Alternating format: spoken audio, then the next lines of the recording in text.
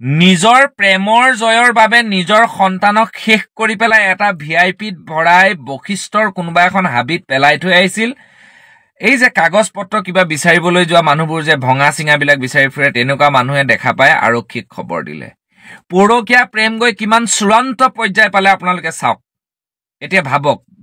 কালি যিটো গুৱাহাটীৰ ঘটনা হৈছে যিজন ল'ৰাক শেষ কৰি পেলালে সেই ল'ৰাজনৰ বয়স আছিল 10 বছৰ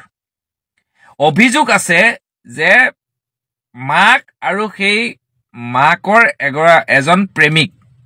তেওঁ বিয়া পতা বুলি কোৱা শুনিছো এতিয়া মোৰ কথাটো হ'ল এই ভিডিঅ'টো যদি চাই আছে শ্বেয়াৰ কৰি দিব মোৰ কথাটো হ'ল যে মই গাড়ীৰ ভিতৰত বহি ভিডিঅ' বনাও মই আনৰ ব্যক্তিগত জীৱনত সোমাও নদী আৰু নাৰী জাগ্ৰত শক্তি অসম ব্যক্তিগত জীৱনত সোমায় এনেকুৱা ধৰণৰ মন্তব্য কৈ কেইবাগৰাকী মানুহ আমাৰ বিৰুদ্ধে লিখিছে আমি বাৰে বাৰে কৈছো আমাৰ ব্যক্তিগত জীৱনক লৈ একো অসুবিধা নাই ব্যক্তিগত জীৱন যেতিয়া সামাজিক জীৱনত অপৰাধ কৰিব পাৰে তেতিয়া আমি সেই ব্যক্তিগত জীৱনত সোমাও মাননীয় মুখ্যমন্ত্ৰী ডাঙৰীয়াক আমি মেমৰেণ্ডাম দিলো আজি 5 তাৰিখে 5 এপ্ৰিলত 200 মানুহে তাত আন্দোলন কাৰ্যসূচী গ্ৰহণ কৰি প্ৰতিবাদী কাৰ্যসূচী গ্ৰহণ কৰি মাননীয় মুখ্যমন্ত্ৰীক এখন মেমৰেণ্ডাম দিলো এতিয়ালৈকে কোনো ধৰণৰ আমি উত্তৰ পোৱা নাই আৰু দিছপুৰ থানা অৰ্থাৎ দিছপুৰ এৰিয়াৰ যিটো য'ত আমি ধৰ্ণা দিছিলো সেই এৰিয়াৰ ডিএছপি জনে আমাক আহি কথা দিছিল যে আমি মুখ্যমন্ত্ৰীৰ লগত আপোনালোকক কথা বাৰ্তা কৰাত সুবিধা কৰি দিম ঠিক আছে আপোনালোকে যেতিয়া ইয়াৰ উত্তৰ পোৱা নাই তেতিয়া আমি ৰাজপথত ওলাবলৈ বাধ্য হ'ম মাননীয় মুখ্যমন্ত্ৰী ডাঙৰীয়া হাজাৰ গৰাকী নাৰীয়ে কিন্তু ৰাজপথত আন্দোলন কৰিব কি কাৰণে নিজৰ সন্তান থাকোতে নিজৰ সন্তান থকাৰ পিছত আইনীভাৱে ডিভোৰ্স নোহোৱাকে কেনেকে মানুহে প্ৰেম কৰিব পাৰে ক'ত আইন আছে আৰক্ষীৰ ওচৰলৈ গ'লে কয় আমাৰ ওচৰত আইন নাই আমি একো কৰিব নোৱাৰো মাননীয় মুখ্যমন্ত্ৰী ডাঙৰীয়া কালি যিটো ঘটনা হ'ল গুৱাহাটীত এই ঘটনাটোৰ ওপৰত সবিশেষ আপুনি কি কৰিব এটা কি বাছি যাবলৈ দিব এনেকুৱা এই মানুহগিটাক আমি না চিনি পাওঁ না জানি পাওঁ ঠিক তেনেকে অলপ দিনৰ আগত এগৰাকী আৰক্ষীৰ পৰকীয়া প্ৰেমৰ বিষয়ে ওলালে এতিয়ালৈকে আৰক্ষী মানুহগৰাকীক সাসপেনশন কৰিবলৈ সময় নহল আৰক্ষী খুদ বিভাগটোৰ কি আপোনালোকে লাইসেন্স দিছে নেকি মই এনো গাড়ীৰ ভিতৰত বহি পেলাই পইচা লৈ হেনো ভিডিঅ' বনাও ৰিক্সা চলাই খাম মানুহৰ ঘৰত কাম কৰি খাম কিন্তু এনেকুৱা দুৰ্নীতি এইটো দুৰ্নীতি এটলিষ্ট নকৰো দুৰ্ভগীয়া মহিলাসকলৰ লগত দুৰ্ভগীয়া নাৰীৰ সৈতে এইটো এটলিষ্ট বৈকুণ্ঠ প্ৰিন্স পাঠকে নকৰে লাজ পাব লাগে এজনী ছোৱালীয়ে চৰম থাকিব লাগে সেইটো পৰিয়ালৰ যিগৰাকী ছোৱালী বা বুৱাৰীয়ে নিজৰ হাজবেণ্ড থকাৰ পিছত বেলেগক ভাল পাবলৈ যায় লাজ পাব লাগে সেই পৰিয়ালটোৱে গাঁৱৰ ৰাইজে মিলি এইবিলাকক বহিষ্কাৰ কৰিব লাগে গাঁওবুঢ়া মিলি সকলো মিলি গাঁৱৰ মানুহে বহিষ্কাৰ কৰিব লাগে নদী আৰু নাৰী জাগ্ৰত শক্তি অসমত আমি পুৰুষসকলক এতিয়া লৈছো দুৰ্ভগীয়া পুৰুষসকলক আপোনালোক আমাৰ লগত আহক আমি একেলগে এখন যুঁজত জিকিব লাগিব এখন আইন আনিবই লাগিব আইনৰ কাৰণে আমি যুঁজিয়ে থাকিম কালি মোক এগৰাকী সাংবাদিকে কৈছে যে বৈকুণ্ঠ যি নামিছাই ইয়াক কেতিয়াও পিছলে নাযাবা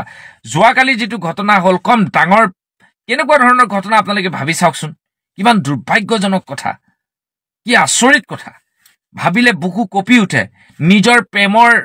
কাৰণেই যে মাকে নিজৰ সন্তানক এনেকুৱা কৰিব পাৰে কিমান দুৰ্ভাগ্যজনক কথা সাধাৰণ আমি পৰুৱা এটা মাৰিলেও আমাৰ মনত দুখ লাগে তেনেস্থলত নিজৰ মাকেই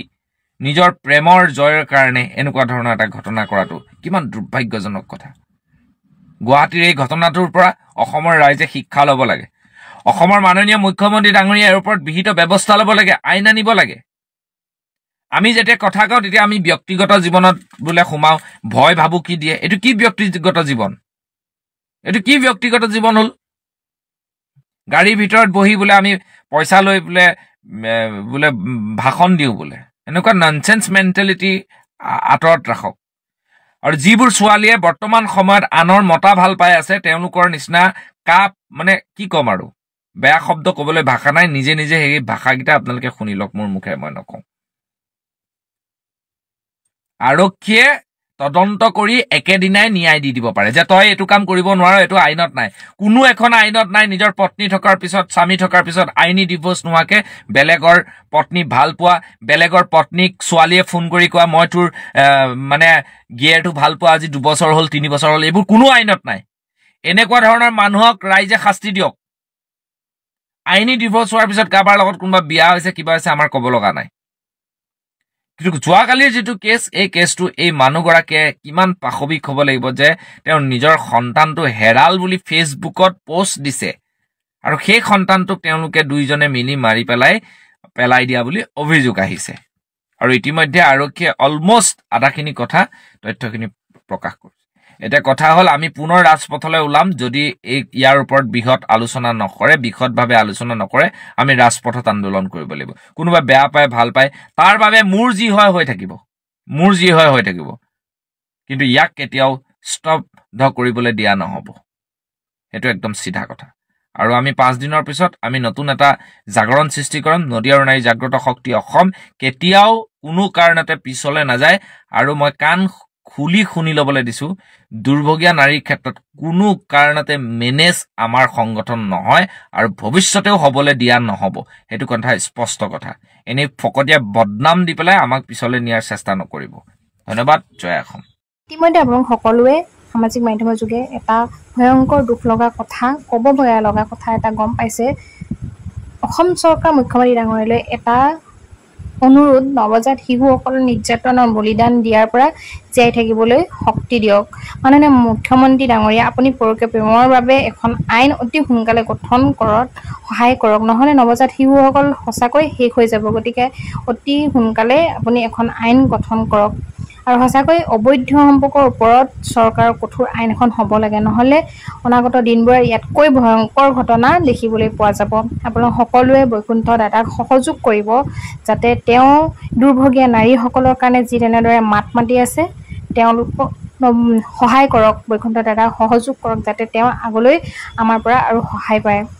আৰু চৰকাৰক এই বিষয়ে পদক্ষেপ ল'বলৈ কোৱাৰ পাছতো যেতিয়া কোনো সহায় পোৱা নাই, সেইবিলাকৰ ওপৰত বিৰুদ্ধে নদী আৰু নাৰী জাগ্ৰত অসমে নিজাববীয়াকৈ ইয়াৰ বিৰুদ্ধে